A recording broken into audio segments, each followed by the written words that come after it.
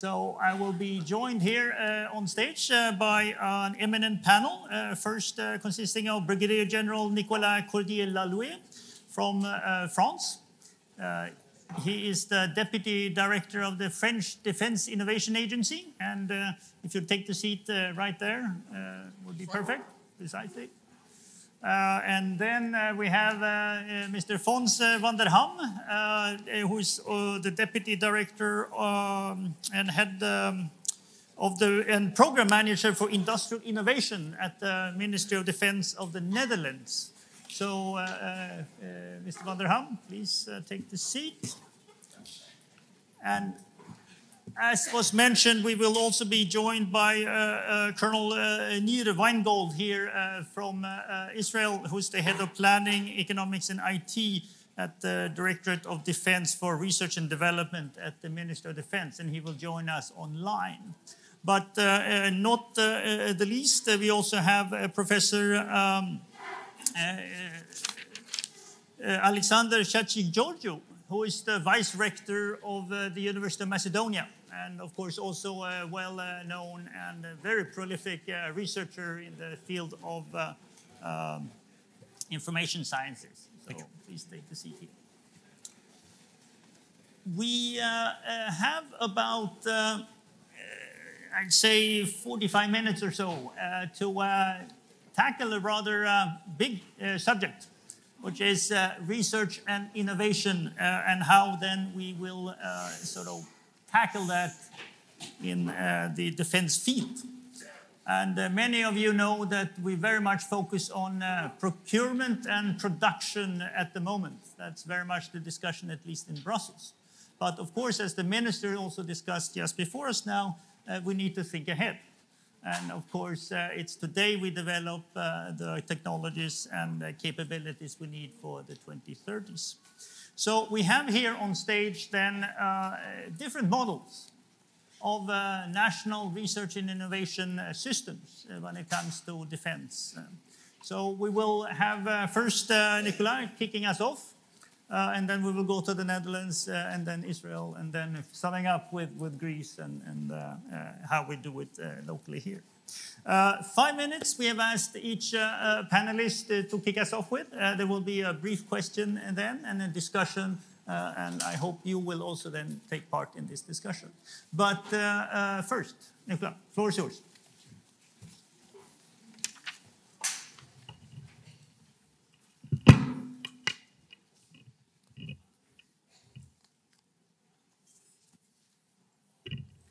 So, Mr. Minister of National Defense, Excellencies, ladies and gentlemen, I would like to thank you very much for your kind invitation to exchange about different models of innovation. And at the time of the proposal of a bill to the National Parliament, I'm sure it will be interesting to exchange our experiences and compare our intentions.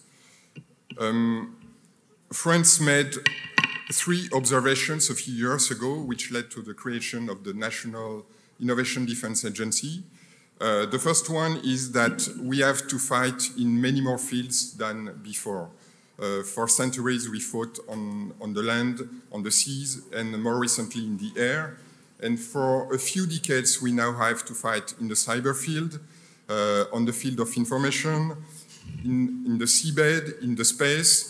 And these are very difficult spaces. These are difficult fields of war fighting. These are fields which are difficult to go to. They require specific technologies. It's difficult to go in the space. It's difficult to go on the seabed. And these are spaces where it is difficult to know who acts against us. And if we do not know who acted against us, and the best example is the cyber field. It's easy to be hacked, but it's difficult to know who hacked us. If we don't know who acted against us, it's very difficult to replicate. So that's the first observation, different fields very recently where we have to act. The second observation is that we have many emerging technologies which may have the power to disrupt the power of balance in which we are against our competitors. And if we do not act in these new technologies, there may be the possibility that our competitors break the balance of power and get superior to us. You all know about the capacities of quantum physics, quantum computing, artificial intelligence, hypersonic vehicles. All these have the possibility to break the balance of power. So we have to invest in these technologies. We do not know if they will lead to something that will, to new military systems, but if they do, we do not have to be lagging behind our competitors. And the third observation is in the economic field. While for decades, most of technology in all the economic field stemmed from military technologies. You all know that radars, GPS, aircraft engines come from military technologies. That was true for decades. Now there are several fields where the civilian market is so much bigger than the military market that it is where innovation happens. And if we do not, as militaries, observe what is happening in the civilian field and do not benefit from it, there is another possibility that our competitors will get the superiority in the balance of power. That is, in big companies, such as digital companies, the investment capacity each year by companies such as Google or Apple are much bigger than the budget of the French Ministry of Defense, for instance, in all fields. So this is where it happens, and we have to know it. And on the opposite, there are many more and more small companies that have very interesting ideas thought for the civilian market, but which may be either threats to us, and the emergence of small UAVs is a good example of innovation sought for the civilian market, which has become afterwards a threat to us. And these are also opportunities to act differently, cheaper, but very efficiently also. And we also saw how Ukraine used small UAVs to destroy very expensive Russian tanks. So these three observations, more fields to act into new disruptive technologies and technologies coming more and more from the civilian market. All this led us to create 5 years ago, 5 or 6 years ago, a new agency bringing all forms of innovation together in the same place so that we have a common policy of innovation and we coordinate all possible forms of innovation for the whole Ministry of Defense. And as I said, the conflict in Ukraine fully confirmed this, the necessity of all forms of innovation. What did we see in Ukraine? We saw high technology. Russia used hypersonic missiles. We're not sure they were used for the target they were designed for, but they were used actually. We see usage innovation.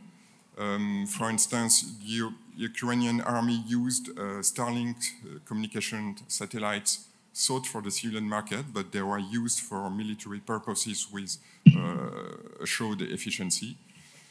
And we also saw the very strong place of open innovation and already thought about the place of small UAVs in Ukraine. So what happened in Ukraine after the creation of our agency confirmed the full necessity of bringing together all forms of innovation to fulfill the needs of the militaries in France and I am sure in other countries. So I'm sure I'm getting close to the 5 minutes, so just to go to the next topic.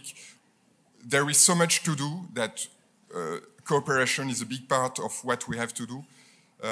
And we also need to have a stronger and more sovereign Europe. So cooperation in Europe is essential for France. Cooperation with NATO also. We are part in Diana. And I will be glad to develop all these topics later in the conference. Thank you.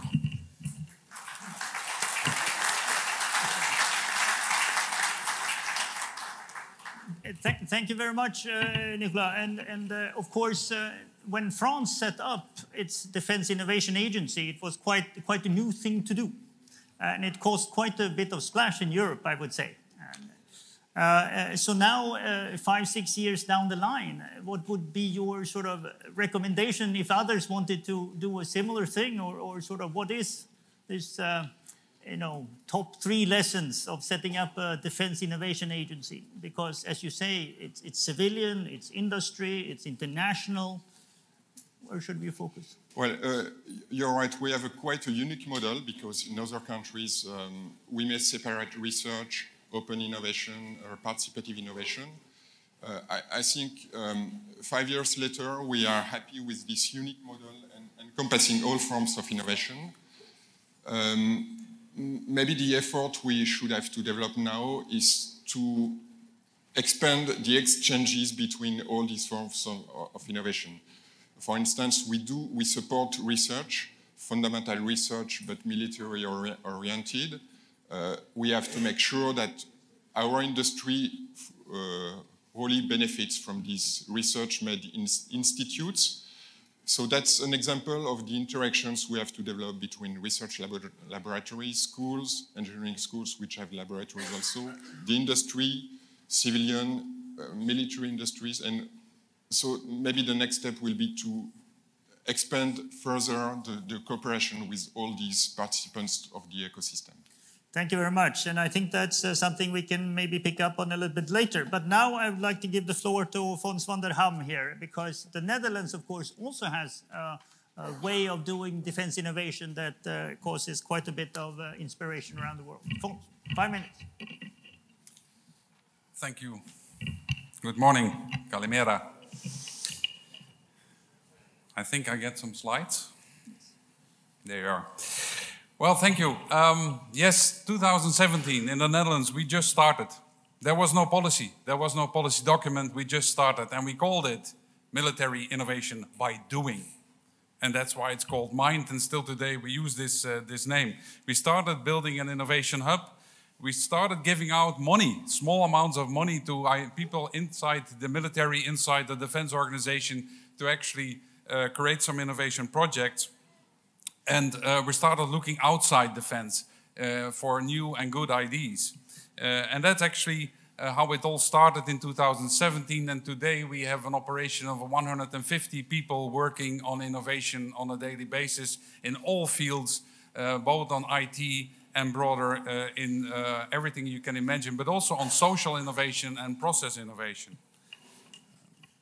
I think, yes. So the whole idea behind this is actually our ambition to establish a new leading edge and to enable defense to win the next war. And the idea of the value chain you see here is actually to create a value chain to bring new solutions, new innovations, new solutions into the hands of the warfighter as soon as possible. We had several visits of our friends from Ukraine, and we know how it works. You know, it's actually developing something at a version 0.1, bringing it to the operation, learning from it, and getting back in a very fast way with a version 0.2 and so forth. So we have to become faster, we have to become smarter, so it's also building up the knowledge, it's getting the speed in there, and it's the cooperation, not only doing all these things ourselves, but working together. For instance, with allies and partners, I'll get back to that in a moment, but also in our Dutch defense industry, where we actually combine the needs of our defense organization with the strengths and the interests of the industry. And I think you have the similar thing, what I also heard from your minister. And good examples, of course, in an international way is the European Defence Fund, in which we all cooperate together, and Diana. Now, one important thing which we found out immediately in 2017 is that we have to build these kind of ecosystems. So we set up hubs outside the defense environment, so not within the, extramuros, I would say. We actually build them in several places next to the technical universities in order to connect academia, knowledge institutes, and the industry together with us. Extremely important in this case is also the involvement of small and medium enterprises, and increasingly we see that many of the new innovations come from startup businesses. Over the last 7 years we have done over 1,000 projects in the Netherlands, innovation projects, in which startups, especially startups and small medium business, were heavily involved. And a good example is Rake, which is a startup from the Netherlands. In around 2018, we came from our organization mind with the idea of developing a hybrid quad solution. We launched that, and we found this startup called Rake who had some initial technology for that, and we built this quad and over time developed it into a complete platform of application. It's also an energy platform. It has many, many functions. And last month, German manufacturer Rheinmetall bought Rake, and they provide the necessary financing for this startup and the capacity to start now full production in the Netherlands of this platform of machinery. So you see here, it's a very good example of the cooperation between, on one hand, the defense organization, especially our special forces, and a startup, but then also with the larger industry to provide this financing and scaling. And I think I see many, many opportunities in this kind of triple helix kind of cooperation between the organization. By the way, we're still continuing to develop this further with Rake, with Rheinmetall, with TNO, our knowledge institute, into a unmanned platform with artificial intelligence and smart grid technology. Finally, and I thought I'd do you a pleasure with giving you a Greek-Dutch flag, because I strongly believe that international cooperation is a must, especially nowadays with what's happening in the East. Of course, we have the initiatives from NATO, you know, Diana, we know the European, the EDF, and other examples already mentioned, but we also need multinational and binational cooperation to actually bond together the knowledge, to get investments together, and finally actually to get interoperability of our warfighters. For us innovators, innovation is at the core of international material cooperation. When we as European countries and businesses, when we cooperate on the development of new capabilities, the chances that we will jointly procure this kind of equipment will certainly rise. And finally, let's also admit it that the current international situation also urges us, the governments, to change our way of working. There's a need for faster development cycle, as I just started off with, bringing innovation faster to the operation, use innovative procurement procedures, not a lot of bureaucracy, and offer new financing possibilities. So at the end, it's all about long-lasting partnerships in ecosystems between all of us. I think we have come a long way, and there's still a lot to be done to create this sustainable ecosystem, but we have no time to lose. So let's make it happen together. Thank you very much. Evcharisto.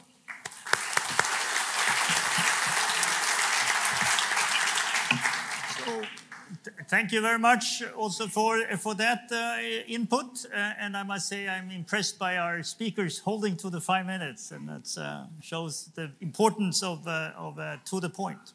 But the Netherlands is often the most, in the EU context, the Netherlands is often the most European. In the transatlantic context, Netherlands is often the most transatlantic.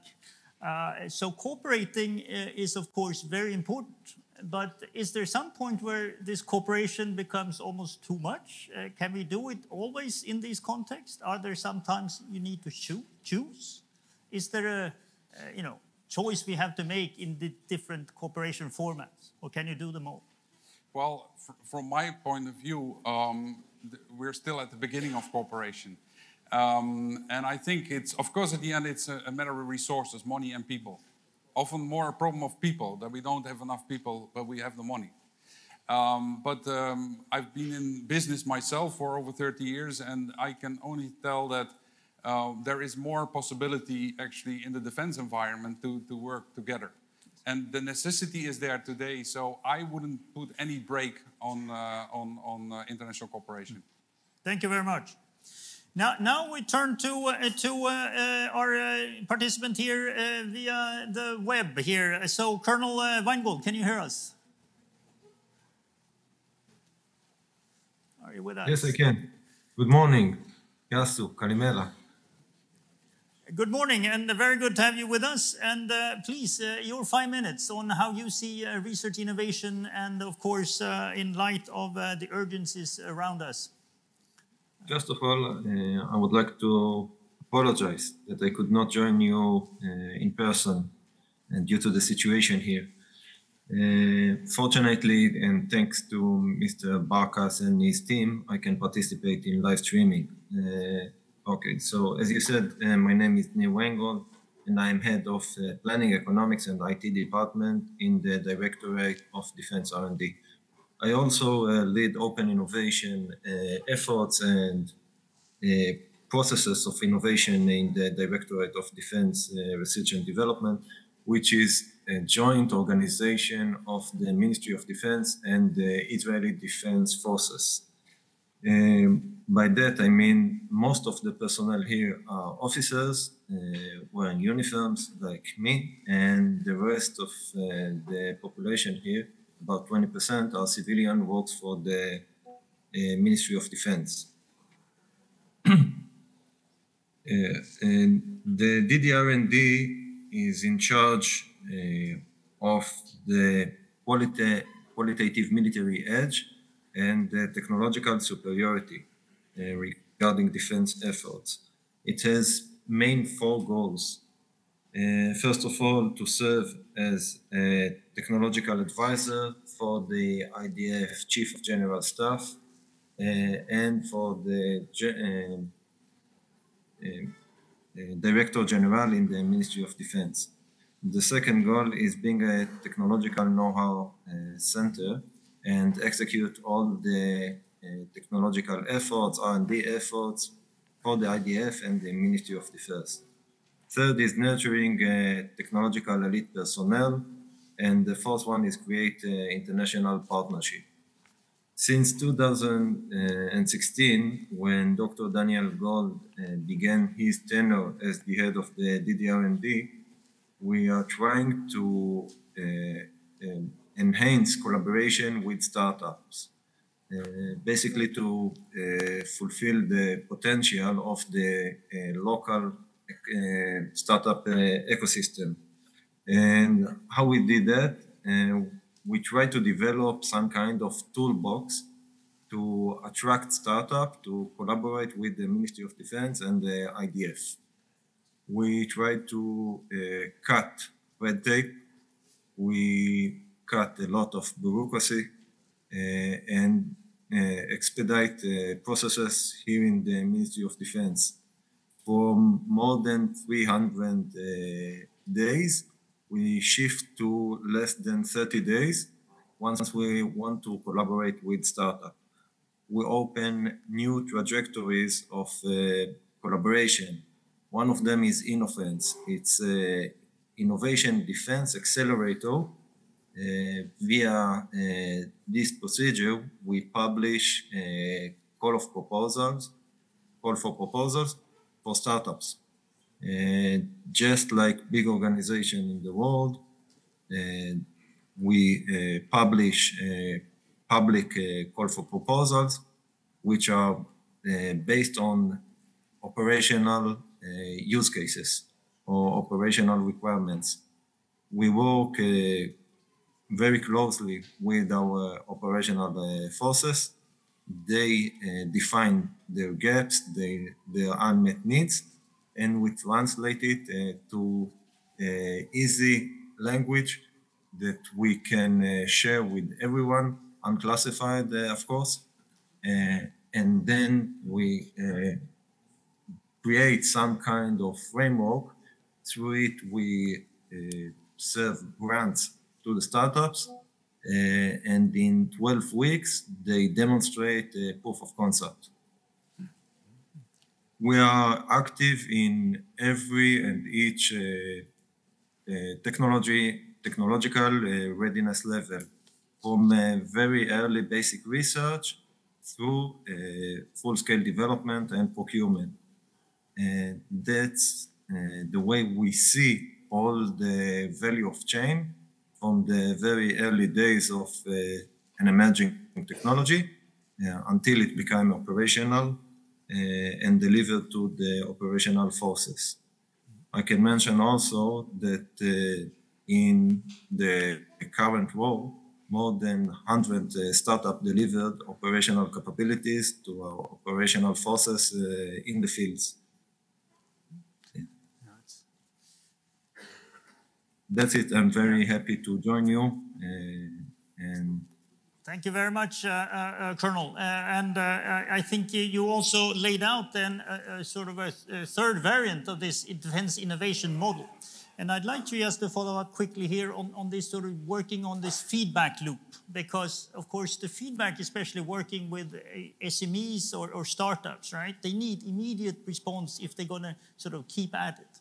So could you sort of say a little bit on how sort of the mentality of working in the feedback loop with startups? You need also then to have people that understand startups on your side. And the ability of building an organization in the military that then has the mentality and ability to work with the startup community. Maybe a word on that, if you could. The Israeli ecosystem is very small, and we know each other from the early days of military service. So basically, in that openness and close relationship, we can provide the feedback just in a phone call, and to upgrade the prototype and deploy it very fast. That's how we work here. I'm sure that most of us know the feedback loop from Lean Startup. So actually we really work like this. And the connection and the communication is very close and very fast. Thank you very much. And perhaps we can come back to this point. But now I'd like to turn to Georgios here. And Alexander, sorry. And sort of now we've sort of laid out and heard of the sort of the French defense innovation system, its agency, the Dutch system of triple helix and working with sort of pragmatic fast solutions, the Israeli, and now sort of your take on how you now plan to build your research in innovation and defense innovation. 5 minutes, Alexander. Good morning, Kalimera, honored guests, esteemed representatives from the defense industry, ladies and gentlemen. I'm going to share with you the Greek experience, the Greek perspective, a very recent but quite promising initiative shared briefly by Mr. Rosolis in his opening speech. The partnership between academia and industry and the collaboration between researchers and practitioners has long been the holy grail for innovation-oriented societies. Especially in the defense sector, this sort of collaboration is key to tackle the ever-changing challenges of today's complex and multifaceted international relations and to stay on top of emerging technological trends. So in this context, it is my great pleasure to announce the establishment of the Hellenic Defense, Higher Education and Research Cluster, a civic, non-profit organization known as DefenseEduNet, the first of its kind in Greece, seeking to bridge the research carried out in universities and research institutes with the needs and applications in the defense industry in Greece and Europe. An alliance of 14 partners was formed just a few weeks ago. The initiative came from the Greek Association of Hellenic Manufacturers of Defense Material, SECPI, and later was joined by 4 universities. I have to name them here, namely the University of Macedonia, the International Hellenic University, the University of Western Macedonia, and Demokritos University of Thrace, the Center for Research and Technology, CERT in Thessaloniki, Thessaloniki's Innovation and Technology Center, Thesintech, and 7 very innovative companies in the defense sector. Let's be honest here. One of the major drawbacks in Europe, but also in Greece, is the gap between research and practice. It's quite often that industrial research solutions do not make it to the market. They stay in university labs. So we need to bridge the two. the DefenseEduNet cluster aims directly at addressing this shortcoming. It is well known that cooperative partnership between educational institutions, the government, and industry, often known as the triple helix, function as catalysts, propelling the enhancement of technological capabilities, not only now, but since ever.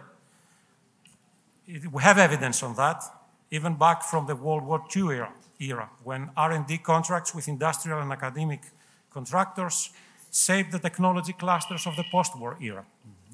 All members of the cluster are eager to participate through their skilled staff and their research infrastructure to the design and development of novel solutions. Our actions, our plan is quite concrete. We want to submit joint R&D proposals to the European Defence Fund and other national fund opportunities. We want to offer joint educational programs on state-of-the-art technologies like IT and machine learning to military officers, but also to interested professionals. We want to facilitate the innovation and technology transfer among companies and between companies and university labs. We want to organize conferences and workshops so as to attract the interest of the workforce and people in general. And we want to align our curricula with the needs of the European defense sector. These are not abstract plans. The universities have the capability, the Greek universities have the capability to deliver high-quality solutions for software, for artificial intelligence, for electromechanical applications. And at the same time, the industry sector has the potential to pilot, to test, and eventually deploy these systems. None of the two can be performed independently. You need this collaboration. And it is important to note here that we don't have the luxury in this sector to carry out research for research's sake. We have to make things work. We have to deliver solutions which are at a very high technological readiness level. And moreover, this is a second goal, we can train together the new generation of professionals that will drive innovation in the European defense space, addressing today's quite important skill shortage. SECPI's initiative to bridge the Hellenic academic institutions with the Greek defense industry in the framework of this cluster is expected to benefit everybody, the Hellenic armed forces, the national economy, and the scientific community. On this occasion, we look forward to collaborating with the entire community, get as much feedback as possible from you regarding the DefenseEduNet initiative, and it is our hope that through our joint efforts, we will strengthen partnerships, we will enhance capabilities, and eventually contribute to the shared security objectives of our European community. And before closing, I would like to express my deep gratitude to SECPI for inviting us to this great initiative and for their continuous support. I would also like to thank you all for being here today, and I'm glad you are joining us in celebrating the formation of this new cluster. Thank you very much. Ευχαριστώ πολύ.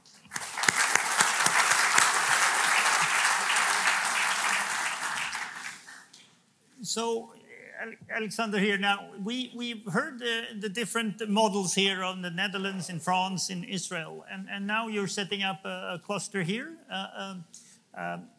If you could sort of be a little inspired, so to say, on these others, do you see components here from these other systems that would be useful also in the Greek context, or are you basically doing your own? Absolutely. I don't think that we have to reinvent the wheel here. Right from the very beginning of this idea, we thought that the right way to secure funds, for example, was not through any public funding, but through solutions which are delivered to the market, through offerings of educational programs, and if possible, we would like to secure funds by submitting to competitive research programs, like the ones published by EDF. So this is the model followed by other countries. And probably the big leap that has to be taken here is this fact, the need to close the bridge to the market. This is something in which we are probably lagging here in Greece, and so we would greatly benefit from taking the best practices of France and Netherlands. Thank you. To continue this discussion, I want to turn back to you, Nicolas, that sort of setting up national systems. At the same time, we're also building at the European level. several initiatives. It's been mentioned, European Defence Fund, the HEDI within the EDA, the Diana. So how do you work with these sort of European level initiatives to sort of leverage your national system, and then at the same time we're also building a European system? What do you say?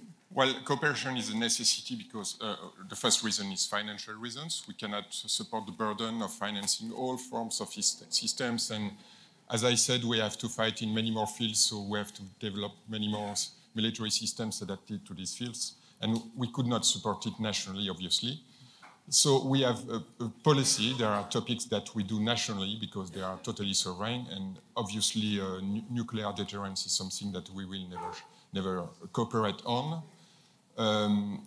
But on the other side, there are fields where we are ready to cooperate, and this will also support the emergence of a European industry, which is vital for Europe to have against big competitors. We cannot have a long-living industry if we keep it nationally. So we are fully invested in all forms of cooperation. The first one that emerged, well, before we had bilateral cooperations or multilateral cooperations, but now we have all these European and NATO initiatives, and we are fully invested into them. We invest a lot of energy, of human resources and financing in the European Defense Fund. As our Greek friends know, we work together on the next helicopter, for instance, in a project called ENGRT. We developed, let's say, radars also with Greece using thanks to European Defense Fund. We are also part of Diana, which is a legally younger. So we are at the end of the first round of projects, and I'm glad that one of French project was selected. And it is something that we maybe wouldn't have the energy or resources to support. So we are glad to be part of this. And cooperation is also a necessity because innovation stems from everywhere. The bright ideas can come from, certainly not all in France, but also from our friends in Europe and our allies worldwide. So it's a necessity to share all these best ideas together. So I think in some ways it's a question of where you want to do certain things, right? National, EU, transatlantic, globally partners. Is there sort of a way to sort of find the best way for that in the Netherlands? I mean, you are open to all. You emphasize international cooperation. Well, but some things, like the French, perhaps you want to do on national level, or, well, sometimes you want to do it at the EU. Is there a process for that? Well, we don't have nuclear weapons, so we don't have that issue. Well, a couple of things. First of all, is that I think most of the areas we want to work on, we could and we want to do that in an international way. That's part of our DNA. If you look at Europe, what you just mentioned is the EDF is of course an industry program where we actually try to elaborate or to make very explicit our needs as an organization. We also do the co-funding as Ministry of Defense. So therefore, we really would like to help. But from the EDIN, so the HEDI, the Hub for European Defense Innovation, EDA, what I see the real challenge is that we don't have a level playing field in Europe. So the maturity of innovation in all the ministries of defense is very different. So our aim is to help to raise that to a similar level, because if we are at a similar level, we can actually all cooperate together. So that's why in the last EDIN meeting, we took the initiative to create a European education program for innovation managers in defense organizations, so that we have a common, understanding and way of operating within the ministry. And that helps us then actually to exchange much better best practices and basically run projects together. Thank you. I think that's an interesting way to put it. And if there is somebody in the audience who would like to ask a question on these great innovation systems, think about a short pointed question. Meanwhile, I'm turning again to Nir here. And sort of, you're obviously not part of the EU nor NATO, but how do you work with sort of international cooperation and sort of your view from a sort of defense innovation perspective on that? We have a long experience in defense international cooperation. We mainly collaborate in R&D efforts, but also in dual-use efforts. For 3 to 4 years, we are trying to generate international frameworks of collaboration to enhance innovation, like we did here with the Innofence framework. Nonetheless, we try to participate in some international exhibitions and to expose the nurtured startups who already delivered some capabilities to the operational forces. We introduce Innofence worldwide, and we encourage the industries to participate in international competitions and to work like a very lean and fast startup. I can say I agree for the most of what my friends on the stage told just a minute ago. And one of the key words is, of course, the speed. We want to deploy as much as we can solutions as fast as we can. And we are willing to collaborate internationally with everyone most of the times. It's easier in innovation and in startups because the technology is very generic. And while it's still in early stages, it can apply to some commercial purposes alongside defense purposes. And in these stages of nurturing, we are we would like to collaborate and to expedite the processes. Thank you. Thank you very much for that. Again, the importance of innovation and the possibilities for that. And I'm sure you're also then thinking of the innovation, international cooperation in this level. First of all, I have to mention that the international collaboration is in the DNA of universities and research institutes. It's part of the daily routine. It doesn't matter whether it is transatlantic or within Europe. It's mostly within Europe for Greek universities at least, mainly because of the financial instruments and the opportunities. But there are no boundaries in research. I can fully understand that for the defense sector, there might be some boundaries in specific subfields, but you cannot achieve progress without collaboration. And this collaboration is probably the spark that can ignite innovation. Innovation without this sort of collaboration, we all know it. And in Greek universities, we have started establishing technology transfer offices. And in turn, we have started creating a number of spin-offs. You cannot have innovation without this sort of collaboration. Thank you very much. I think that's also a good way to end this panel. No progress without collaboration. And with those words, we are out of time, having abused our extra 10 minutes. I want to thank the panel, who has been an excellent contributions here. And I thank also you in the audience for a good time with you. Thank you very much. Thank you. Thank you.